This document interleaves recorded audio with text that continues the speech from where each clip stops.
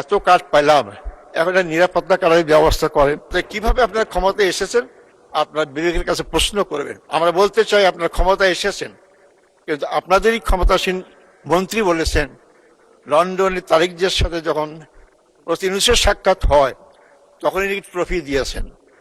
বাংলাদেশের জনগণের ভাগ্য সেখানেই নির্ধারিত হয়ে গেছে যে কে ক্ষমতা আসতেছে।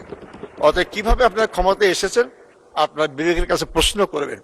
আপনারা জনগণের কাছে যা বুঝতে পারবেন। এটা আমার কথা নয়, এটা আমার কথা নয়। আমি একটা আমার কথা বলি নাই, পত্রিকাতে বলি নাই, এই সংসদে বসে আপনাদের মন্ত্রী বলেছেন। আর উপদেষ্টা রেজওয়ানা কি বলেছেন সব আপনারাই জানেন।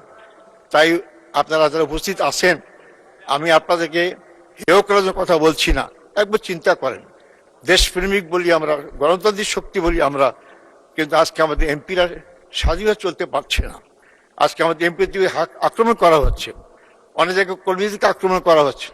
আমার এলাকা সরকারি কাজে সহযোগিতা করতে গিয়ে বিএনপির কর্মীদের দ্বারা কর্মী লাঞ্ছিত হয়েছে, এখন ভয় দেখানো হচ্ছে।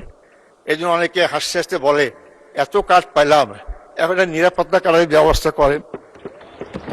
মাননীয় স্পিকার, আজকে আমাদের আজ সময়